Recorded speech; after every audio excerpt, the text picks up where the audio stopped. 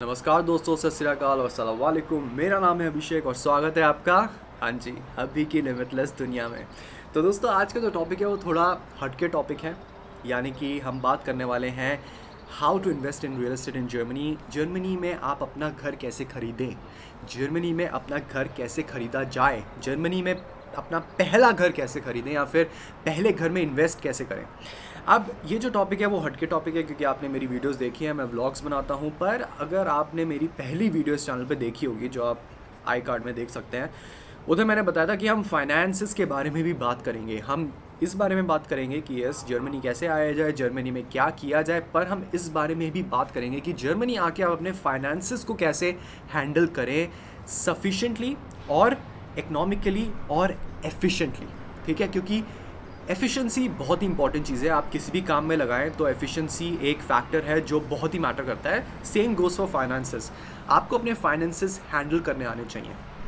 तो आज उनमें से एक टॉपिक जो बहुत ही बड़ा टॉपिक है वो है रियल एस्टेट, क्योंकि हम जो इंडियंस हैं वो सक्सेस को एक तरह से मेजर करते हैं। ऑब्वियसली हर जगह सक्सेस को मेजर किया जाता है।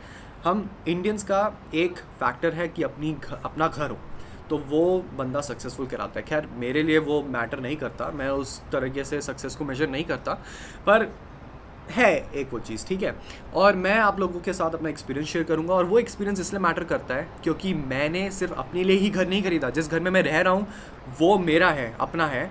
सिर्फ वही नहीं, उसके अलावा मैं रियल एस्टेट इन्वेस्टमेंट भी करता हूँ, यानी कि मेरे पास 3 प्रॉपर्टीज़ और हैं जो रेंट पे हैं।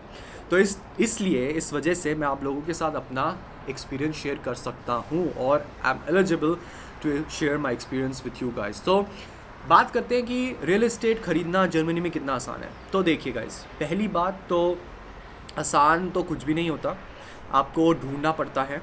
हाँ, आसानी से तो कोई चीज़ नहीं मिलती, पर मेरे लिए वो मैटर किस लिए करता है क्योंकि मुझे काम पसंद है। मुझे एक अपना छोटा सा एम्पायर कह लो यार बनाना था जहाँ पे मैं अपने पैरों पे खड़ा हो सकूँ, और यानी कि 40-50 साल की उम्र तक मेरे पास एक पैसिव इनकम का फ़्लो हो, ताकि अगर मैं जॉब ना भी करूँ तो मुझे रेंटल इनकम से पैसा आता रहे। वो मेरे लिए जर्मनी में ही पॉसिबल था। अब इंडिया में मेरे लिए वो क्यों पॉसिबल नहीं है, क्योंकि पहली बात तो यार इंडिया में बैंक लोन्स पे 7 से 8%, 6 से 8% इंटरेस्ट है।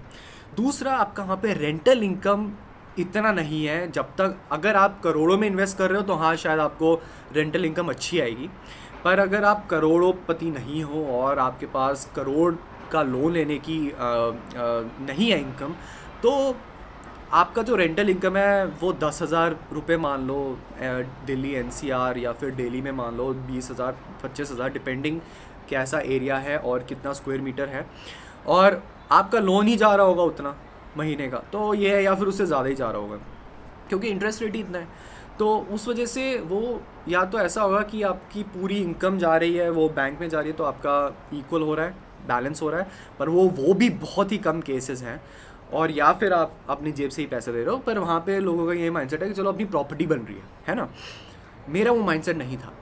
मुझे हमेशा ऐसी प्रॉपर्टी बनानी थी जहाँ पे मेरे पास एक्स्ट्रा पैसा खुद हर महीने आ रहा हो। रेंटल इनकम बैंक की जो ईएमआई है उसमें जा रहा है, पर उसके अलावा उस रेंटल इनकम में से मेरे पास पॉजिटिव कैश फ्लो आ रहा है, उसको कहते हैं पॉजिटिव कैश फ्लो। तो वो मुझे चाहिए था, वो जर्मनी में ही पॉसिबल था, स्पेशली व्हेन इंटरेस्ट रेट्स, जो इंटरेस्ट रेट है बैंक लोन्स पे वो 1% थे। आप खुद सोचो, 1% बैंक का इंटरेस्ट है, आपकी महीने की ईएमआई जो बनती है वो मान लो 2% कैपिटल की बनती है, 1% इंटरेस्ट की बनती है, तो आपका ईएमआई ही इतना कम बनेगा क्योंकि इंटरेस्ट ही इतना कम है। समझे आप? इंडिया में 8% इंटरेस्ट मान लो आप, ठीक है, आपकी महीने की जो ईएमआई बनेगी वो आपकी मैक्सिमम तो इंटरेस्ट ही खा जाएगा, क्योंकि आपको इंटरेस्ट भी तो चुकाना है ना। 20 साल 30 साल का लोन है तो उसमें से इंटरेस्ट ही आपका आधा टाइम खा जाएगा। तो आपकी ईएमआई ही ऐसी बनती है जहाँ पे आपका इंटरेस्ट का पार्ट बहुत ज़्यादा बनेगा, कैपिटल का छोटा सा पार्ट बनेगा। मान लो आप प्रॉपर जो पूरा लोन है उसका सिर्फ 4% आप महीना दे सकते हो, है ना, 4% पर महीना। तो 4% पर महीना इन अ सेंस कि 4% ईयरली, पर उसका 4% पर महीना आप डिवाइड कर लो ऐसे, तो 4% आप मान लो 1 लाख का 4% आप पर महीना देना चाहते हो, जिस 4% में से आपका 2% तो इंटरेस्ट ही बनेगा और 2% आपका कैपिटल बनेगा, या फिर 3% इनफैक्ट इंटरेस्ट और 1% कैपिटल। तभी इंडिया में कहते हैं कि आप पहले कुछ सालों में तो इंटरेस्ट ही चुका रहे होते हो, है ना। वहाँ पे जर्मनी में हिसाब नहीं है, जर्मनी में डिवाइड हो जाता है और इंटरेस्ट रेट इतना कम है कि आपका जो ईएमआई का स्ट्रक्चर है वो बहुत ही एफिशिएंट बनता है। आप अपना कैपिटल आराम से चुका लेते हो एक पर्टिकुलर टाइम जोन में। हाँ, तो खैर वो बात साइड हो गई, इसलिए मुझे जर्मनी में इंटरेस्ट था क्योंकि इंटरेस्ट रेट्स कम थे, तो आपकी ईएमआई कम बनती है और पॉजिटिव कैश फ्लो आपका बन जाता है। अब दूसरी बात, जर्मनी में जो मकान है उनकी रीसेल वैल्यू बनती है, इंडिया में भी बनती है, मैं ये नहीं कह रहा इंडिया में नहीं बनती, पर इंडिया में ये प्रॉब्लम थी। अब जैसे हमारे पास इंडिया में भी प्रॉपर्टी है, मैं अपना एक्सपीरियंस बता रहा हूँ, पिछले 5-6 सालों में उसकी रेट इनफैक्ट बढ़ने के, अप्रिशिएट होने के बजाय गिरी। अब मान लो बंदे को अपना वो मकान किसी वजह से बेचना पड़ा, वो लॉस में बेचेगा। Same goes for the stock market. तभी कहते हैं स्टॉक मार्केट में तभी इन्वेस्ट करो जब आपके पास लॉन्ग टाइम होराइजन हो, आप दूर तक सोच रहे हो, आपको पैसे नहीं निकालने। अब मान लें आपने 2019 में 18 में इन्वेस्ट करना शुरू किया, अब 2021 में आपको पैसे निकालने पड़े स्टॉक मार्केट में से, आपने लॉस में निकाले होंगे, प्रॉफिट तो था ही नहीं, बड़े बड़े इंडस्ट्रीज में प्रॉफिट नहीं था। इंडियन मार्केट की बात अलग है, इंडियन मार्केट भी अभी कुछ महीने पहले गिरी। तो इसलिए डिपेंड करता है कि आप लॉन्ग टर्म सोचो। जर्मनी में एप्रिसिएशन ऑफ रियल इस्टेट हमेशा से है, एवरेज है 2%, 2 से 2.5%। तो आपने जो प्रॉपर्टी 10 साल पहले खरीदी होगी वो आप प्रॉफिट में ही बेचोगे, ठीक है। और हमारा इंडिया में एक्सपीरियंस थोड़ा अलग सा रहा, हमने इंडिया में प्रॉपर्टी थोड़ा लॉस में बेची और वो बेचनी पड़ी, ज़रूरत थी, तो इसलिए वो एक्सपीरियंस है। और जर्मनी में रियल इस्टेट, अब जैसे बात करते हैं, टॉपिक पे आते हैं, रियल इस्टेट खरीदना कितना आसान है। आसान जैसे मैंने कहा कुछ नहीं होता, आपको प्रॉपर्टी ढूंढनी पड़ती है। पहला टॉपिक आता है, आपको प्रॉपर्टी ढूंढनी पड़ती है, उसके लिए साइट्स होती है इमोबिलियन स्काउट, इमो स्काउट, येलो पेजेस, या फिर आपके कोई कॉन्टैक्ट्स बने, और वो कॉन्टैक्ट्स बहुत इंपॉर्टेंट होते हैं। कॉन्टैक्ट्स बने जो प्रॉपर्टी इवैल्यूएट कर सकें और प्रॉपर्टी ढूंढ के दे सके आपको। मार्कलर जो कहते हैं हम, ब्रोकर, ठीक है, जर्मन में मार्कलर कहते हैं। तो उनके थ्रू आपको प्रॉपर्टी मिले, तो प्रॉपर्टी ढूंढना सबसे पहले इंपॉर्टेंट चीज़ है। फिर दूसरी चीज़ है प्रॉपर्टी विजिट करना। आपको प्रॉपर्टी विजिट करना ज़रूरी है और आपको नॉलेज होनी चाहिए कि प्रॉपर्टी में क्या क्या देखना है, क्या क्या बड़े एक्सपेंसेस हैं। ये एक चीज़ मैं बताऊंगा कि इंडिया से बहुत अलग है। इंडिया में आपको चूना लगा सकते हैं, जर्मनी में चूना लगाना मुश्किल है, क्योंकि जर्मनी में ऐसे प्रोफेशनल्स होते हैं जो आपकी प्रॉपर्टी चेक कर सकते हैं। आप उनको 300-400 यूरो दो एक्स्ट्रा, वो प्रॉपर्टी चेक करेंगे और आपको बताएंगे कि नहीं ये चीज़ें इसमें करानी है, आप या तो ना लो या फिर इसको लेके प्राइस नेगोशिएट करो, ठीक है। दूसरी चीज़ हो गई प्रॉपर्टी विजिट करना। तीसरी चीज़ है आपको बैंक से, जिसको कहते हैं फिनांसियरुंग बिस्टेटिगुंग, फिनांस बिस्टेटिगुंग, यानी कि आपको फाइनेंशियल एक कंफर्मेशन मिलनी चाहिए बैंक से कि बैंक लोन देने को तैयार है इस XYZ अमाउंट का, ठीक है। वो ज़रूरी है। अगर आपके पास वो पेपर होता है तो वो आप जाके जो ब्रोकर है या फिर जहाँ आप जा रहे हो, जो भी है, ओनर्स डायरेक्ट सेल कर रहा है या ब्रोकर के थ्रू सेल कर रहा है, आप उसको दिखाओगे तो उसको लगेगा यार ये बेवकूफ़ तो नहीं बना रहा है, इसके पास बैंक का कंफर्मेशन है कि हमें ये X अमाउंट का लोन मिलेगा ही मिलेगा, तो ये बंदा सीरियस है, बंदा या बंदी सीरियस है।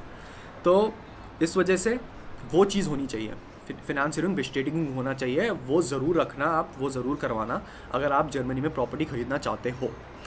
फिर उसके बाद होता है नंबर्स चेक करना। अब देखो, नंबर्स कब चेक करने हैं, जब आप या तो वो प्रॉपर्टी रेंट पे चढ़ा रहे हो तब नंबर्स चेक करो। जब आप उसमें रह रहे हो तो नंबर्स चेक करने का इतना लॉजिक बनता नहीं है, क्योंकि आप उसमें खुद रह रहे हो, है ना, आप एक तरह से अपना रेंट बचा रहे हो, ये समझ लो। तो वो नंबर्स चेक करना, उसके भी नंबर्स होते हैं, वो मैं किसी और वीडियो में बताऊंगा। ये वीडियो अभी जर्नल वीडियो है कि आपको रियल इस्टेट कैसे ख़रीदा जाए और कितना आसान है, ठीक है। तो ये हो गया। अब नंबर्स रन करना वो भी एक स्ट्रैटेजी है, हाँ, और वो भी लोगों को आना चाहिए। मैंने बहुत लोग देखे हैं जो मुझे कांटेक्ट करते हैं और वो जब बोल देते हैं हमें बस ये प्रॉपर्टी पसंद है, उनसे पूछो कि वैल्यूएशन क्या है। जैसे स्टॉक मार्केट में आप कंपनी को वैल्यू करते हो ना, वैसे ही प्रॉपर्टी की भी वैल्यू होती है।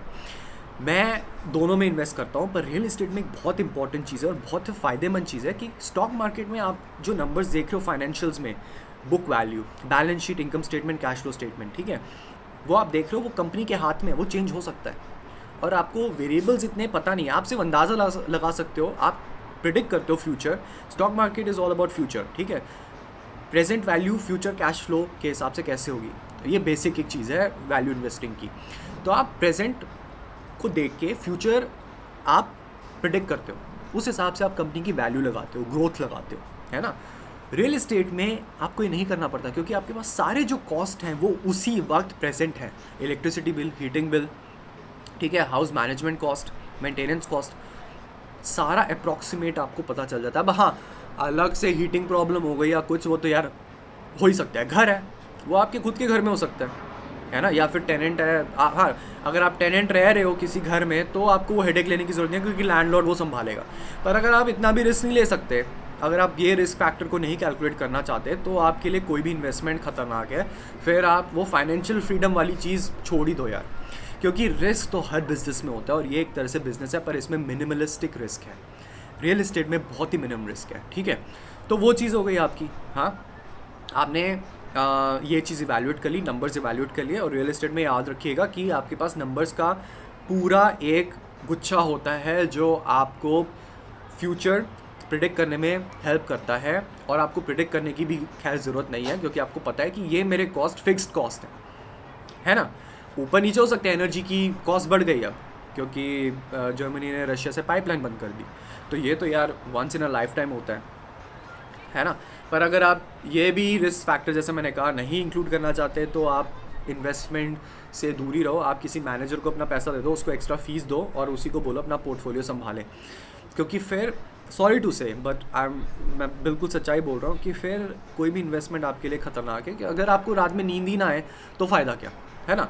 पर मैं बता रहा हूँ रियल इस्टेट में नींद की कोई खोने की कोई गुंजाइश नहीं है, बहुत ही एक तरह से सेफ़ इन्वेस्टमेंट है। खैर, तो ये हो गया। अब उसके बाद जो आता है वो आता है ख़रीदना। अब प्रॉपर्टी आपको जर्मनी में ख़रीदनी है तो आपको टैक्स देना पड़ेगा। वो जो पैसा है वो आप सोच लो कि गया टैक्सेस में गया, जैसे प्रॉपर्टी टैक्स वो इंडिया में भी होती है, ठीक है। प्रॉपर्टी टैक्स हो गया। फिर आप नोटरी के पास जाते हो, नोटरी यानी कि नोटार, है ना।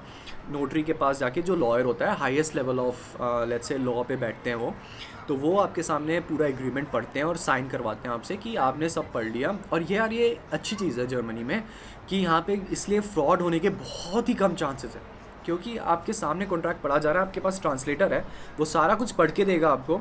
और अगर कॉन्ट्रैक्ट में कुछ भी मिसिंग हुआ, आप बिना सोचे समझे केस कर सकते हो।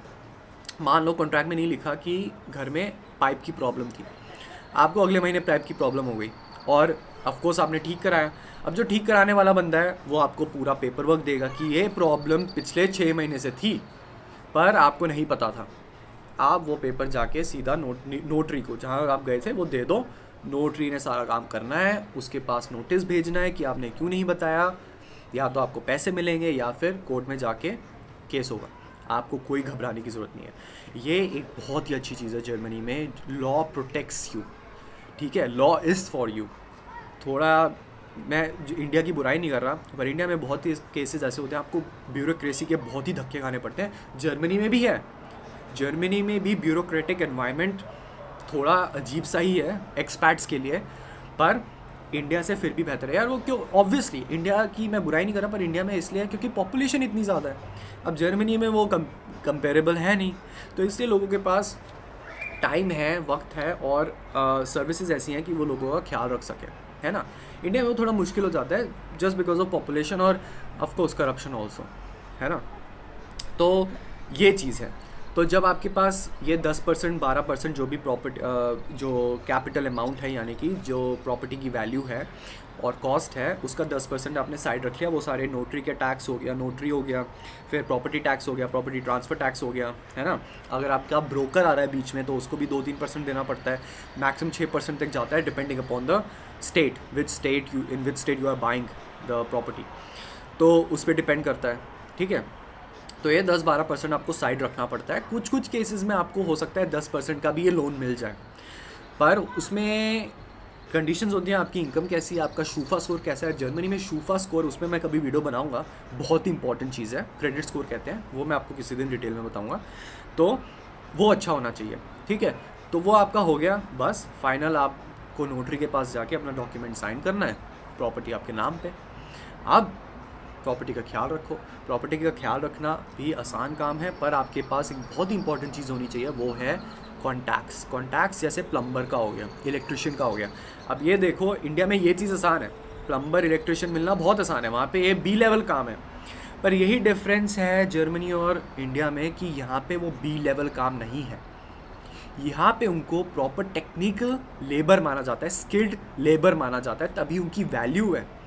वहाँ पे आप इंडिया में 100 रुपये दो, वो आपका प्लम्बर का काम कर देगा बंदा, इलेक्ट्रिशियन है उसको 100 रुपये दो, ठीक कर देगा बल्ब जो भी है, या फिर वायरिंग कर देगा। यहाँ पे उसको पर घंटे के हिसाब से ही पैसे मिलेंगे, जो लॉ है, ठीक है। तो प्लस 19% टैक्स लेगा वो। तो इसलिए जर्मनी में अहमियत है लोगों की, अहमियत है काम की, अहमियत है स्किल की।